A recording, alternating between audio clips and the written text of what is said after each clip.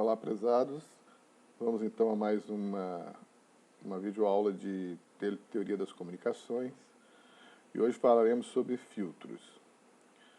Bem, os filtros são circuitos analógicos ou circuitos digitais ou mesmo algoritmos, né?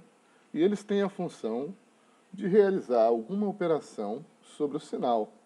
No caso de filtros digitais, essas operações são operações matemáticas. E qual seria o objetivo?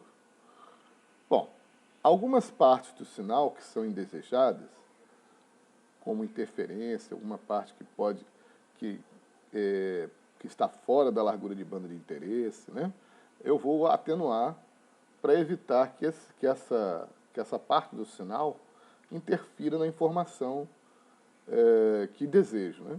Tem também a parte de interesse, ou seja, a área de largura de banda de interesse, que eu preciso amplificar, ou seja, realçar algumas partes desse sinal.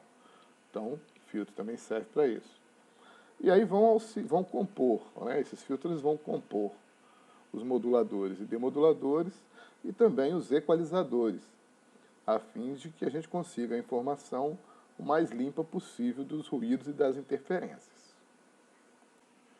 Quanto à tecnologia, podemos classificar os filtros, né, como analógicos, e aí dentre os analógicos nós temos filtros passivos e filtro ativos. Né? Filtro ativos, ou melhor, filtros passivos são aqueles que contêm apenas elementos ativos, não têm elementos que injetam corrente ou que injetam tensão no filtro, né? E os filtros ativos são aqueles com esses componentes ativos que acabei de falar. Bom, esses filtros, eles não vão ser objeto de estudo para nós aqui, né? Porque o que nos interessa são efetivamente os filtros digitais, aqueles que construímos a partir das operações matemáticas e a partir de algoritmos que são programados nos rádios definidos por software. Bom, quanto à resposta em frequência, nós temos filtros passa-baixa, ou seja, os filtros que vão atenuar as frequências mais altas e intensificar as frequências mais baixas, filtros passa-alta, que são exatamente o contrário dos filtros passa-baixa. Eles pretendem, então, amplificar as frequências mais altas e atenuar as frequências mais baixas. O filtro passa-faixa, ou seja, dentro de todo o espectro, ele vai escolher esse filtro, ele vai amplificar uma faixa restrita, né? Uma faixa restrita de largura de banda, uma faixa restrita de frequências, e atenuando tanto as mais baixas que essa faixa, quanto as mais altas que essa faixa.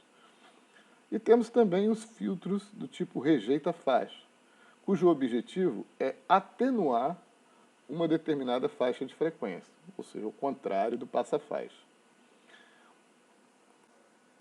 Matematicamente falando, podemos construir vários tipos de filtros passa-baixa, por exemplo.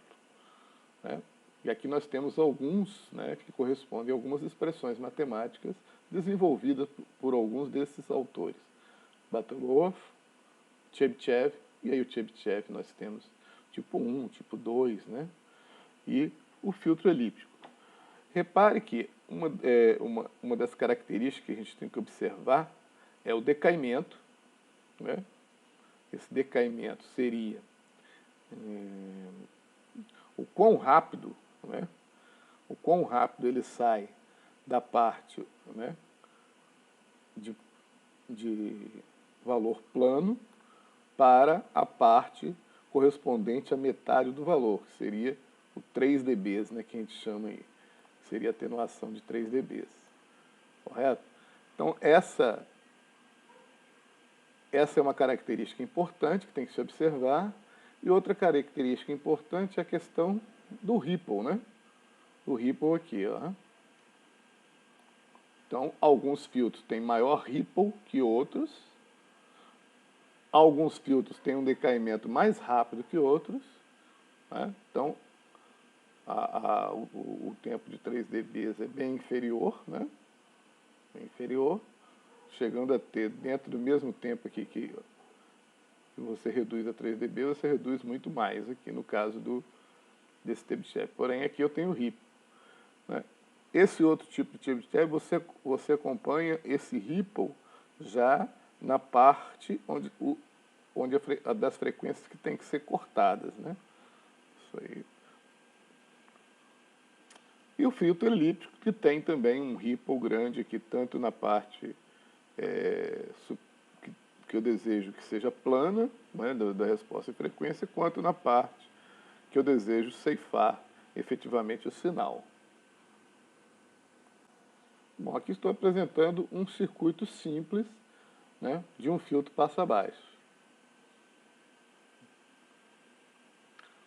Obviamente, o capacitor, como ele é um curto para frequências mais altas, né, essa relação RC aqui é que vai determinar quais as frequências, né? Então, ele passa a ser um circuito ressonador que vai atenuar as frequências mais altas, né? Vão passar pelo capacitor, então vão atenuar aqui na saída as frequências mais altas, e as frequências mais baixas acabam aparecendo aqui na saída, no Vout, né?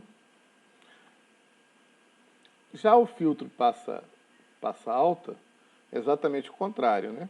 O interesse é ceifar as ondas, né? Ceifar as frequências mais baixas e permitir a passagem das frequências mais altas. Como eu falei, em 3 dB nós temos exatamente aquela frequência de corte, né? Cutoff frequency, que é a frequência de corte que a gente chama. Então, considero 3 dB a partir do topo do sinal como frequência de corte. Tá certo? O circuito eletrônico, né, compatível com o filtro passa-baixo, ou simples, né, um filtro passa-alta simples, um filtro passa-alta simples, é justamente posições contrárias entre o capacitor e o resistor, né?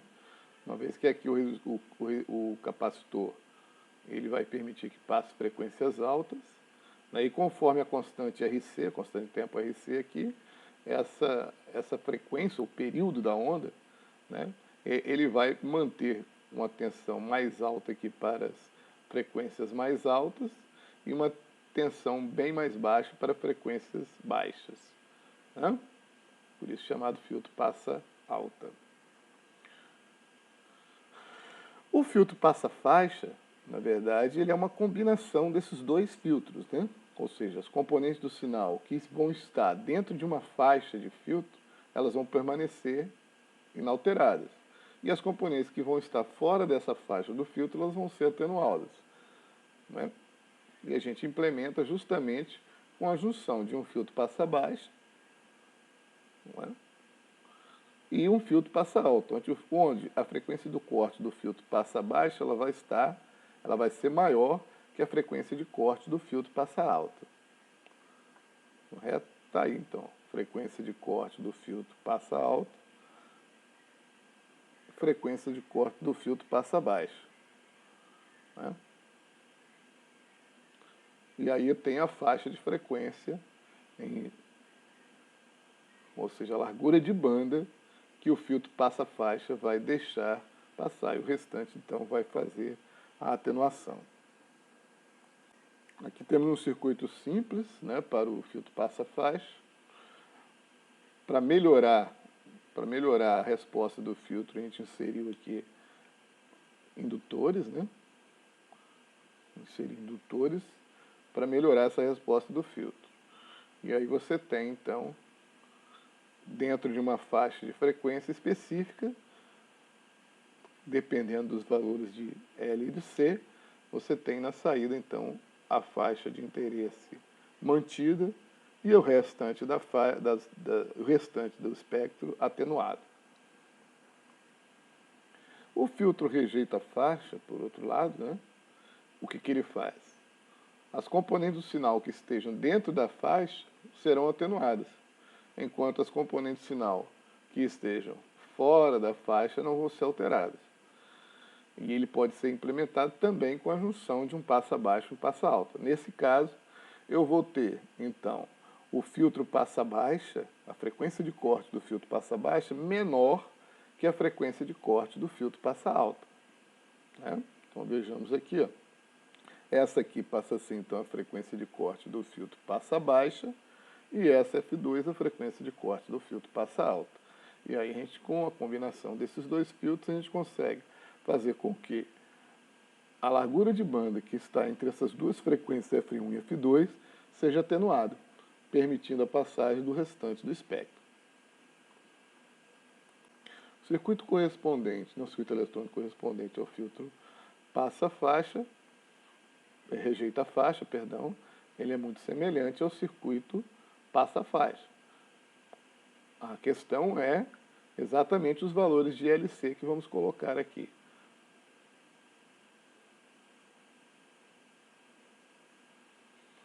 Um filtro rejeita-faixa específico, também chamado filtro NOT, ele passa a ser um tipo particular do filtro rejeita-faixa, porque a faixa de rejeição ela é muito estreita, ou seja, esse filtro NOT, a tendência é atenuar apenas, a busca é atenuar apenas uma frequência. Entretanto, é muito difícil, né, você construir um filtro NOT com decaimento tão rápido que vai atenuar apenas uma frequência. Né? Então você tem aqui o filtro rejeita a faixa, mas cujas frequências de corte do filtro passa baixo e do filtro passa alto são muito próximas uma da outra, né? Okay? Tendendo a fazer com que apenas uma frequência seja atenuada. Embora, como falei, muito difícil conseguir apenas atenuação de uma raio de frequência específica. Né? Alguma coisa em torno dela também será prejudicada. Isso é muito comum, utilizar filtros NOT, quando eu tenho aparelhos que capturam sinais e que são ligados à rede elétrica de 60 Hz. Para evitar, então, que a frequência de 60 Hz da alimentação interfira nos valores de dados, a gente utiliza, então, um filtro NOT em 60 Hz para melhorar a resposta na captura do sinal. Bom, em muitos casos, além dos filtros digitais, a gente precisa utilizar também os filtros analógicos. Por exemplo, filtro anti-recobrimento e filtro de reconstrução. Repare que eles estão colocados antes mesmo da conversão analógico-digital e depois da conversão digital-analógica. Qual a finalidade desses filtros? Esse filtro primeiro, anti-recobrimento, ele tem a finalidade de expurgar, mesmo no sinal analógico, componentes do sinal, né, ruídos do sinal, que estão fora de uma banda específica de interesse, né, para poder não influenciar com aliasings na hora com suas aliasings na hora da conversão analógica digital. Numa das primeiras aulas a gente falou sobre aliasing, né? Então, acho que você já consegue entender quando eu falo aliasing. Então, para evitar exatamente a influência de aliasings de outras frequências, principalmente frequências frequências maiores do espectro, né, a gente utiliza esse filtro de anti-recobrimento, que é um filtro passa-baixo, para botar, que deixe passar a largura do interesse do sinal, a largura de banda de interesse do sinal. Depois, então, que fizemos a conversão analógica digital, aí vem nossos filtros digitais aqui. Né? Aqui, esse processador trabalha com filtros digitais. Do mesmo modo, quando a gente vai transformar o sinal digital, que são amostras, né? São amostras, passando por um conversor analógico, eu posso ter, por exemplo, um serrilhamento, né? Alguma coisa desse tipo, que vai ficar, dependendo do tipo de conversor digital analógico que eu usar, né?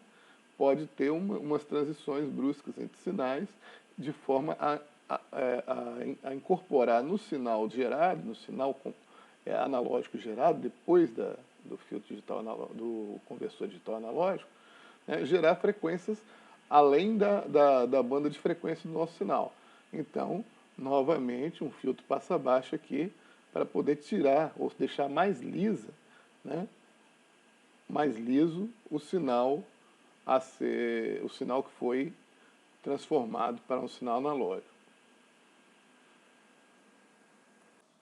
Bem, agora vamos para o MATLAB, ou Octave, né? Vamos para o Octave, que é software livre, trabalhar no Octave, para fazer a demonstração de alguns filtros digitais. Filtros ideais, né? E alguns filtros construídos de forma assim, com sons mais reais, né? Os filtros ideais são aqueles que têm transição abrupta, ou seja, o decaimento é abrupto na frequência de corte, né? Nas frequências de corte, ok? Então vamos lá para o Octave. Bem, aqui no Octave, primeiro vamos ver quais são os pacotes que estão instalados, né? Então vamos lá, ó. pkglist na linha de comando, e aqui o que eu vou precisar, a princípio eu não vou precisar do communication, vamos precisar só para fazer processamento de sinal. Se tiver o asterisco aqui, é porque ele já está carregado, né? Esse pacote já está carregado, pronto para utilização. Caso contrário, pkgload e o nome do pacote, signal.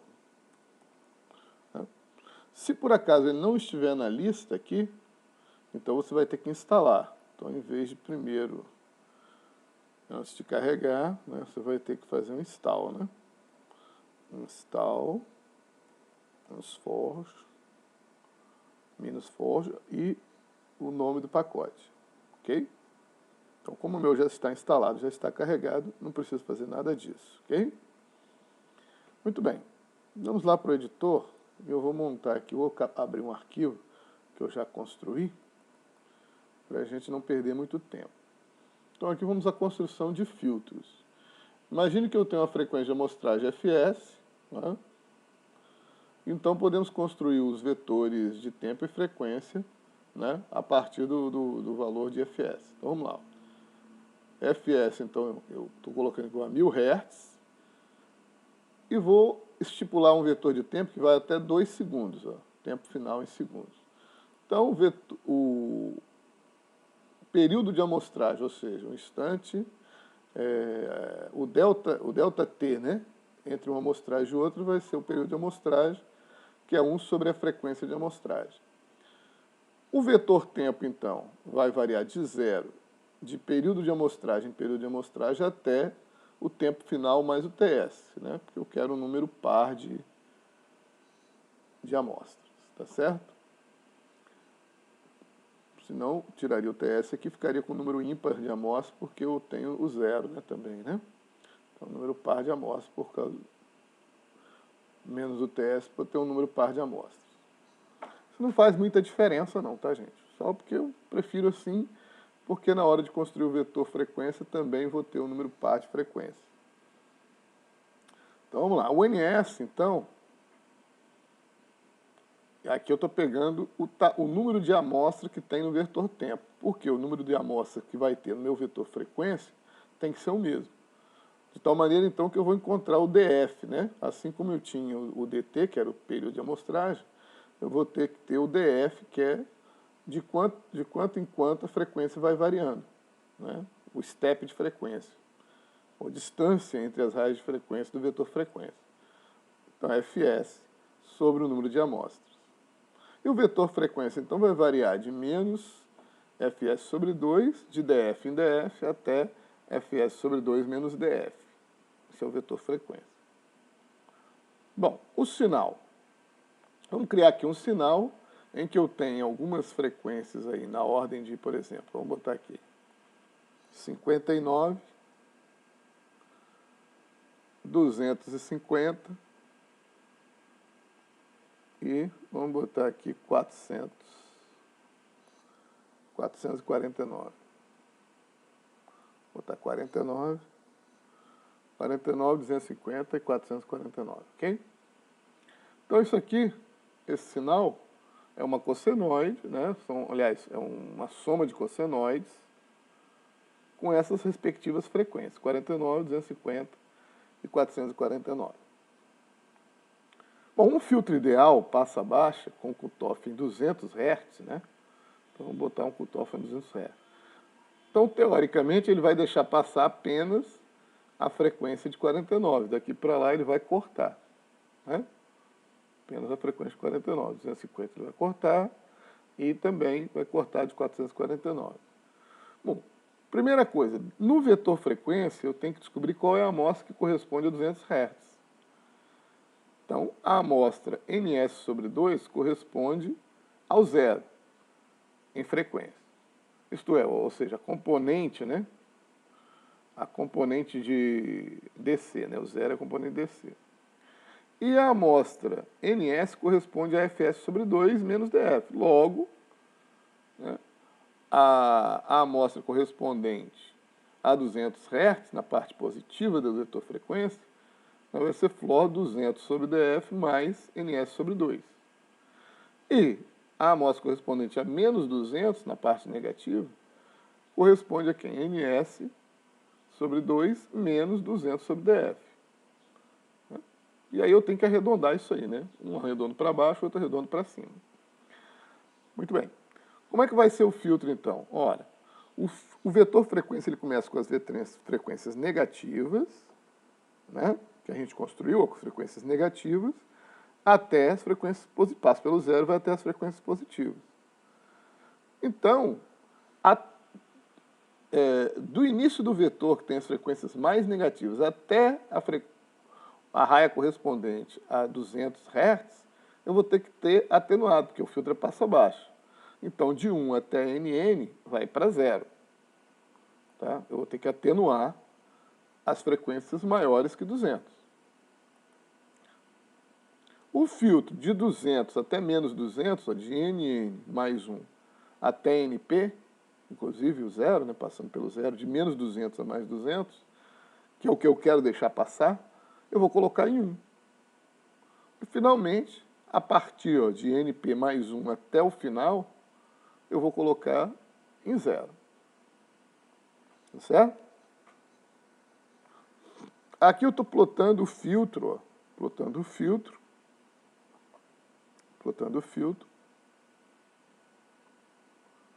E aqui eu estou calculando o SF1, que seria o sinal, né, no domínio da frequência, o sinal no domínio da frequência multiplicado pelo filtro. Porque se eu fizer no domínio do tempo, eu tenho que fazer a convolução. Tá? No domínio do tempo, eu tenho que fazer a convolução. No domínio da frequência, basta fazer uma multiplicação. Então, pego aqui, então o sinal na frequência, passando pelo filtro 1, vai ser FFT do sinal, vai aparecer aquelas 3 raias lá. Né? Então vamos até plotar aqui, ó, colocar aqui figure. Melhor, vamos colocar aqui um plot. Ó. Plot V de F, vírgula, FFT shift do valor absoluto, né, da FFT do meu sinal, só para mostrar as raias de frequência que o meu sinal ocupa, né? A partir daí, aqui então, ó, vou abrir uma outra figura e colocar o filtro e depois vamos colocar o sinal filtrado, né? Vamos abrir uma outra figura. Mais na frente eu coloco o sinal filtrado. Vamos calcular aqui primeiro, depois eu coloco o sinal filtrado mais na frente. Certo? Então eu tenho um filtro aqui, que é o filtro passa baixa. No filtro passa alta, eu tenho que fazer o contrário. Nas frequências mais altas coloco 1, entre menos 200 e 200 coloco 0, e acima de 200 coloco 1. Tá vendo? Que são as amostras correspondentes a esses valores. E aí no subplot dessa figura aqui eu vou colocar o filtro passa alta. Beleza? Então os dois filtros vão estar numa única figura. E vou calcular aqui o SF3, no caso aí, que é o FFT do sinal vezes o novo filtro agora.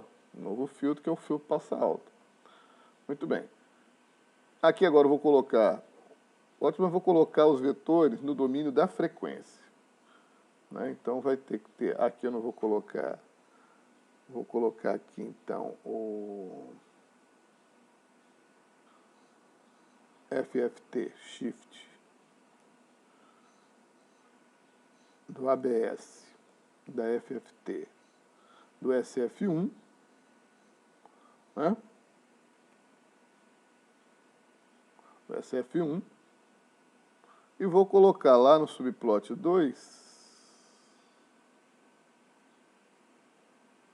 lá no subplot 2, tá? No subplot 2 eu vou colocar aqui na vetor frequência o ABS da FFT de SF3. Perdão, desculpa. Aqui a SF3 já está no domínio da frequência, né? Então basta eu mostrar o ABS dela. Não preciso fazer FFT de novo, né? Mesma coisa aqui, né? Não preciso fazer FFT de novo, SF3 é o meu sinal. Só o FFT Shift, por quê? Porque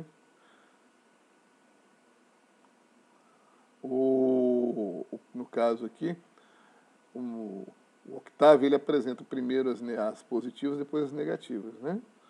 Como o nosso vetor frequência está primeiro as negativas, depois as positivas, então eu vou colocar um FFT Shift aqui. Por isso que eu fiz também aqui no filtro, porque o filtro a gente construiu com as frequências negativas primeiro, depois com as frequências positivas, né? Então, estou fazendo um FFT Shift para ele colocar as positivas na frente e as negativas atrás. Tá certo? Como é a FFT do sinal, quando sai da função FFT, né?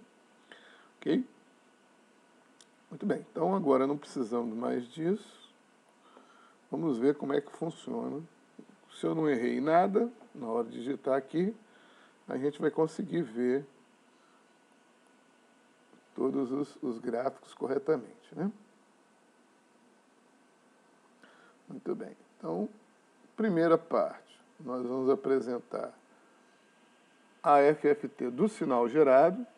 Então, se vocês forem observar, eu tenho 49, 250, 449. Tanto negativo quanto positivo, né? Passando, e aí vem os filtros aqui agora. Eu vou mostrar os filtros. Vamos dar um zoom menos aqui e vou pegar um zoom mais, para a gente poder enxergar melhor aqui. E a mesma coisa eu vou fazer nesse filtro passa alto, passa baixo aqui. Então, como disse, esses dois filtros são filtros ideais, a transição é abrupta. Então, eu vou deixar passar de menos 200 a mais 200 no filtro passa baixa. E de menos 200 a mais 200 eu vou atenuar e deixar passar o restante do espectro para o filtro passa alta. Esse é o sinal original. Vamos ver como é que fica depois de colocado o filtro passa baixa.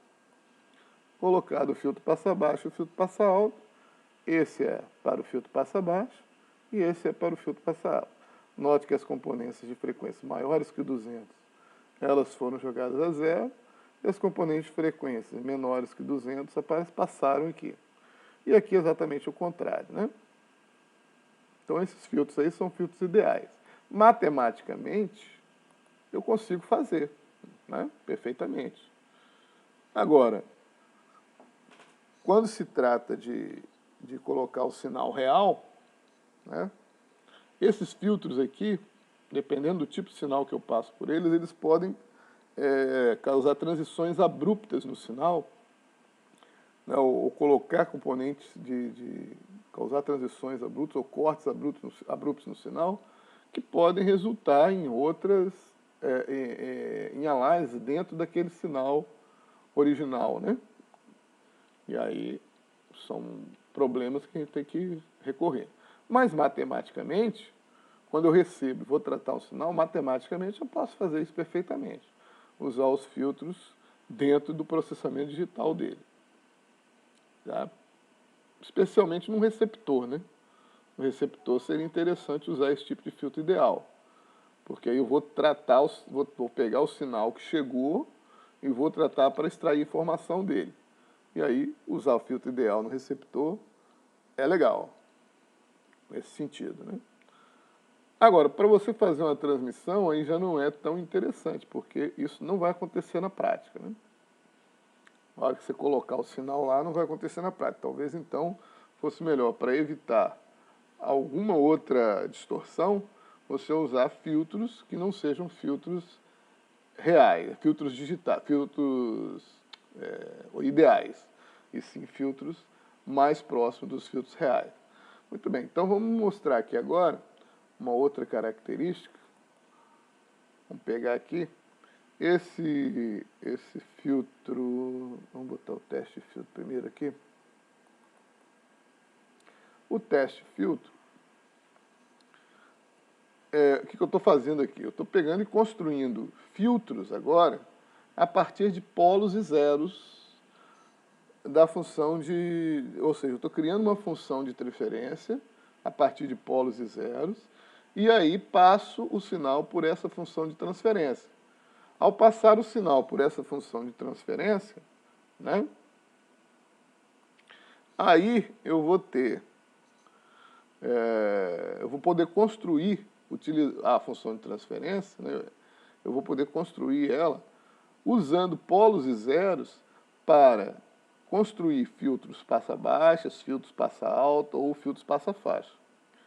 Aqui, inclusive, eu nem mostrei para você, mas se eu for construir filtro passa-faixa e rejeita-faixa ideal, né, com faixa 200 a 300, o que eu tenho que fazer? Bom, vou construir um filtro passa-alta ideal, cortado em 200, e o filtro passa-baixa ideal, cortado em 300, e vou passar pelos dois filtros, né? Os dois filtros, multiplico os dois filtros, que eu tenho o filtro passa-faixa ou rejeita-faixa, se eu fizer o contrário, né? Tá certo? Bom, vamos voltar aqui no nosso teste filtro. Bom, aí aqui, como eu falei, estou querendo colocar novamente a frequência de corte em 200, certo? E aí, veja bem, como é que eu faço usando polos e zeros? Nesse caso, vai passar a ser um filtro mais real, né? Não é um filtro ideal, é um filtro usando polos e zeros, uma função de transferência específica. Vocês viram essa parte de polos e zeros lá em análise de sinais e sistemas, né? Acredito que tenham visto. Então, o que acontece? Lá em transformada Z, né? Provavelmente vocês viram transformada Z, ou transformada de Laplace, né? Então, tem análise de polos e zeros, transformada Z para transformada de Laplace. E aqui, nesse caso, nós vamos usar exatamente esses conceitos para construir o filtro. Bom, lembrando lá, no nosso caso, eu tenho todo o círculo trigonométrico, né? Todo o círculo trigonométrico, no caso da transformada Z, todo o círculo trigonométrico, é justamente os pontos da transformada Z correspondentes à transformada de Fourier, perfeito? Então, vamos usar polos e zeros colocados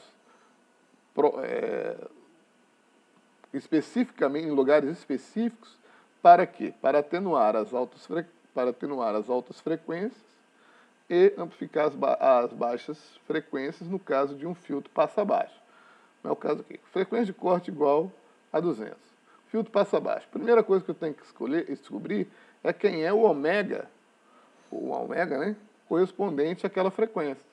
Esse ômega, normalmente, ele varia de menos π a π, né? Menos π a π. Então, é um círculo completo. Bom, para eu calcular o ômega, basta fazer 2π vezes f, que é a frequência que eu quero, dividido por fs. Então, eu vou ter o ângulo correspondente à minha frequência de 200, que é a frequência de corte. Ok? E aí, vou começar a construir zeros e polos para poder ampliar ou atenuar específicas frequências. Muito bem. Vou colocar, então, no ângulo correspondente a ômega, eu vou ter que colocar zeros. Zeros fazem o quê? Atenuam o sinal. Então, justamente no ponto onde equivale a ômega, eu vou ter que ter um zero lá, né? Ômega, então, é pegar no ciclo trigonométrico cosseno de ômega mais i seno de ômega, eu vou ter um ponto lá no círculo trigonométrico correspondente justamente, lá no círculo trigonométrico, correspondente justamente ao ângulo ômega, que corresponde à frequência de 200. Para o lado negativo, a mesma coisa, que é o correspondente a menos 200. Ó. Cosseno de ômega menos I seno de ômega. Então, corresponde ao polo colocado lá no segundo, no quadrante 4, né, que corresponde a menos ômega, que corresponde a menos 200. E um zero lá em π, ou menos π. Então, aqui, menos 1. Né? Π corresponde a z igual a menos 1. Lá, né? Π ou menos π. Né? Bom, e os polos? Aí eu vou ter um polo em 1, que é justamente no ângulo 0. O z igual a 1 é o ângulo 0. Tem um polo em 1. De tal maneira, então, que eu vou calcular quem vão ser os coeficientes da função de transferência a partir desses zeros e desses polos. Lembrando que A corresponde ao vetor de polos, então está lá, ó, 1 e menos P, né, porque eu vou pegar Z menos P, né, então vai ter menos P como o coeficiente. E aqui eu vou ter que fazer uma multiplicação, né, porque eu vou ter Z menos Z1, Z menos Z2 e Z menos Z3. Então vamos desmembrar essa multiplicação, né, esses binômios, desmembrar a multiplicação desses binômios, e aí sim eu vou ter os zeros da função aqui. Ó. Então eu vou ter ó, Z1 vezes Z2, que é o zero correspondente a parte, só a parte sem Z, Z1 vezes Z2 menos Z1 mais Z2. Isso aqui correspondente à parte que multiplica Z. 1 menos Z1 mais Z2 corresponde à parte que multiplica Z ao quadrado. E 1 corresponde à parte que multiplica Z ao cubo. Então, eu vou ter todos esses zeros na função. Muito bem. Só para clarear onde aparecem os zeros, eu vou colocar uma figura e vou fazer o plano Z, apresentando, com esses coeficientes, apresentando quem são os polos e zeros correspondentes a esses coeficientes. Né? E você vai ver que vai ser exatamente esses polos e zeros aqui. E vou calcular lá, né? Vou passar pela função filter. É uma função própria, lá de processamento de sinais, né? Em que eu vou ter, ó, vou passar o filtro, vou pegar o sinal e vou passar num filtro considerando esses coeficientes correspondentes àqueles polos e zeros. E aí, figura para plotar no domínio da frequência o sinal SFB. Ok? Do mesmo modo, passa alto. Passa alto, o que a gente vai fazer? Passa alto, a gente vai inverter. O que era polo passa a ser zero, o que era zero passa a ser polo.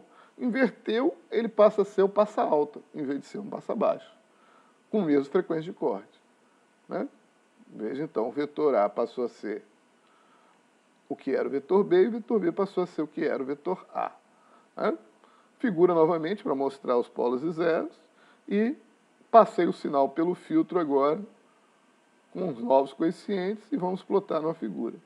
Então vamos ver o que acontece aqui com esses polos e zeros e esses filtros aí, passa alto e passa baixo. Veja que agora eles não são filtros ideais. Então, longe de filtrar totalmente todas as frequências que compõem o sinal. Vamos ver então. Está rodando. Bom, o primeiro gráfico que a gente vai mostrar é o gráfico contendo nossas frequências, né, correspondentes ao sinal.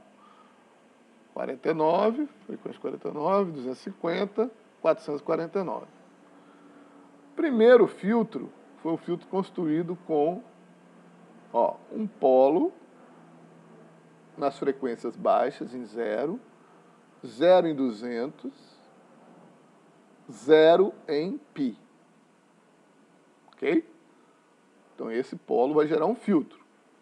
Esses polos e zeros vai gerar um filtro. E esse filtro É um filtro passa baixa, porque, ó, imagina, eu tenho um polo, então isso aqui vai estar muito grande aqui, aumentando e vai atenuando as frequências até chegar em 0 em 200. Ó. Em 0 em 200.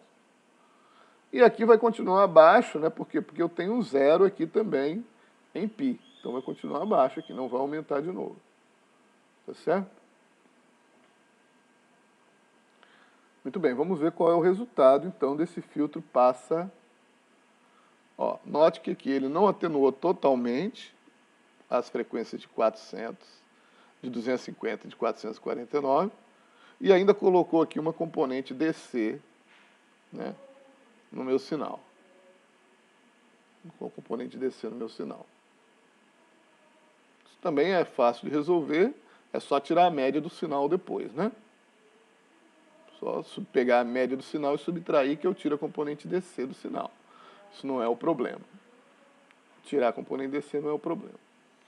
O segundo filtro, né, se vocês observarem, eu vou ter lá, ó, novamente zeros aqui, né? Perdão, e esse aqui. Vou inverter, esse aqui é o mesmo.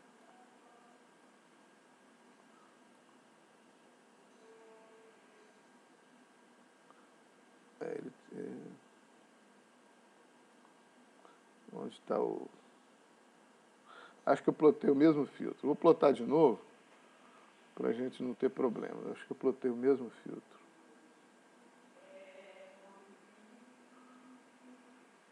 Ó, aqui eu troquei, eu troquei lá e troquei aqui também, né?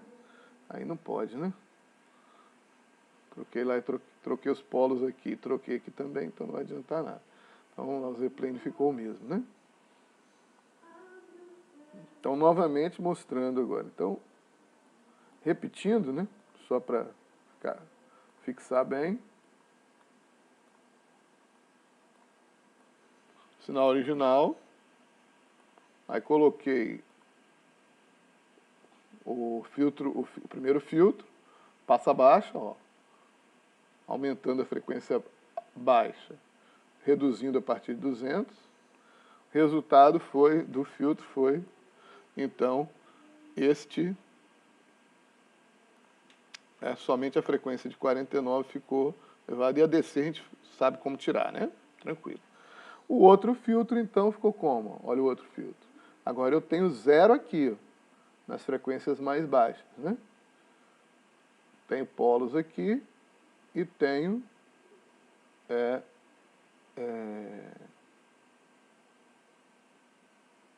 polo também em π, aumentando as frequências altas.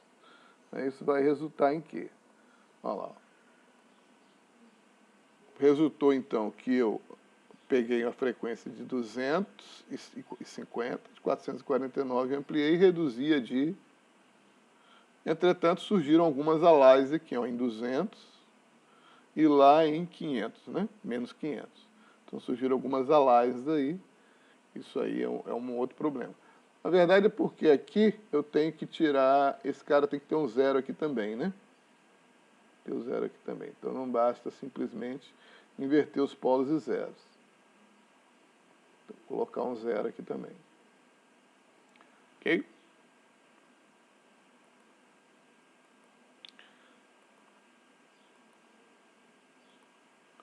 Muito bem, senhores.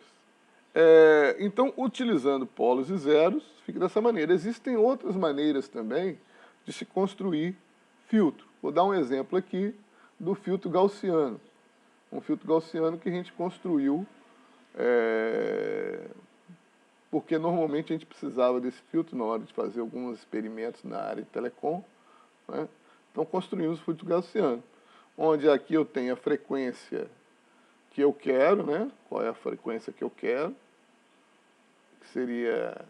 Aqui eu tenho a largura de banda que eu quero deixar passar, a frequência central do meu filtro gaussiano, né? E aqui a ordem do filtro gaussiano. E eu vou apresentar a função de transferência do filtro, que depois vai ser multiplicada no domínio da frequência pelo sinal no domínio da frequência. Se a ordem aqui não for digitada, não for colocada na função, né? Então, margem menor que 4, eu coloco a ordem igual a 1. Vamos lá. Se FC for igual a zero, significa que é banda base. Se FC não for igual a zero, é filtro lá na banda passante. Então, calculo agora a largura de banda. Nesse caso aqui, para banda base, né? Eu tenho 2,1 vezes a largura de banda, porque vai ocupar as positivas e negativas. E aqui, para o caso de não ser banda base, né? Se eu tenho uma frequência específica lá, então eu vou calcular um F0, que vai ser a inversa de 2 log na base de 1 mais raiz de 2, né? Vezes a largura de banda. E isso aqui vai se tornar, então, uma exponencial, né, para poder fazer exatamente a curva de Gauss, de F menos Fc sobre F0. E aí elevado aqui a ordem do filtro. Aqui simplesmente para passar para dB, né? Eu estou apresentando a saída em duas formas. Função de transferência do filtro normal e a função de transferência em dB. Bom, e aí eu posso fazer a multiplicação do sinal por esse filtro. Então vamos lá no nosso editor de texto, que eu já tenho o sinal, né? Então vamos pegar e chamar aqui o filtro gaussiano, né? Então vou fazer F igual a filtro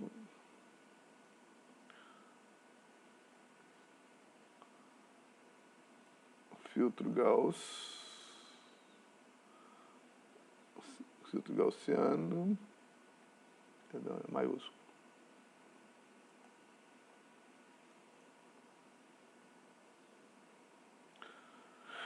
E aí eu tenho que passar aqui as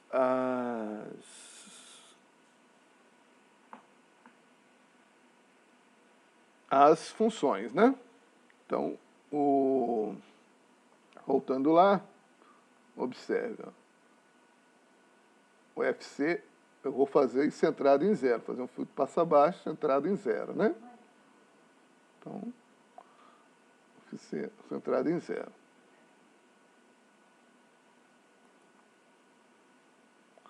Então, vamos lá. Minha frequência é 200, frequência, largura de banda, ela é de 400, não, de 200, né, a largura de banda de 200. A FC é 0, né, e vou fazer de ordem 1 mesmo, né.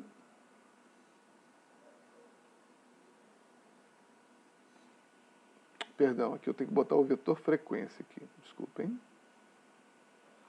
Então vamos lá, filtro gaussiano, aqui é o vetor frequência. Meu vetor frequência é VF, né? 200 é a largura de banda e aqui, então, vou botar um ponto e vírgula aqui, criei o filtro, F. Então, o vetor frequência, a largura de banda, frequência central do filtro e a ordem, se for o caso, que não coloquei ordem, né? Bom, agora basta fazer o quê? Passar o sinal. Então, minha SF, filtro passa baixa, vai ser igual a quem? A FFT do sinal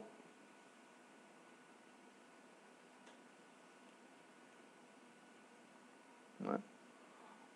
Ponto vezes o meu filtro F. Ok? Está no domínio da frequência ali. Função de transferência do domínio da frequência. E aí basta agora eu plotar o F. Vamos plotar o F primeiro, que é o filtro, né?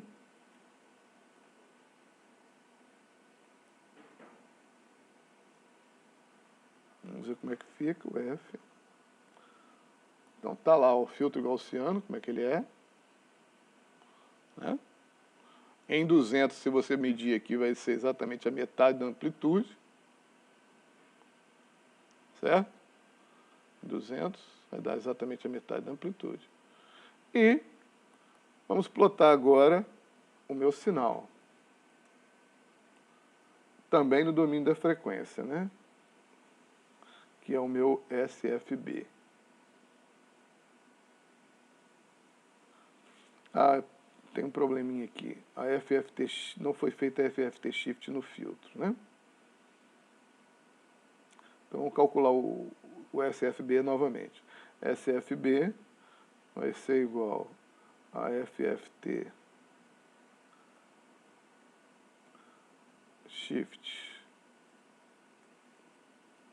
do sinal, ponto vezes meu filtro, né? Meu filtro F.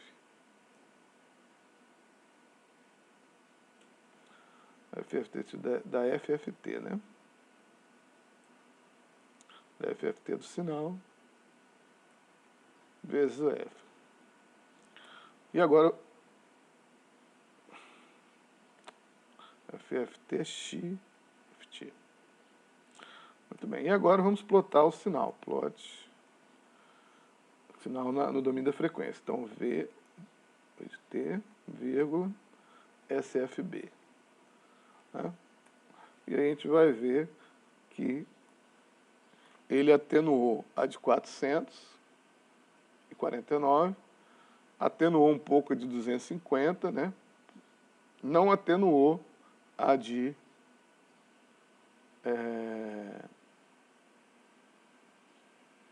a de 49, né? A de 49 não foi atenuada.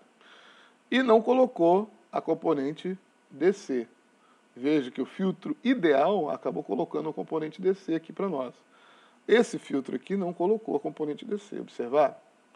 Então, é um filtro bem mais interessante de utilizar para você, por exemplo, transmitir o sinal, se for o caso, né? Fazer a transmissão do sinal. Ou seja, preparar o sinal para ser transmitido, para ser colocado como o sinal, conversão depois, né, de digital para analógico. Muito bem, pessoal, vamos ficar por aqui na nossa aula de hoje. Até a nossa próxima videoaula.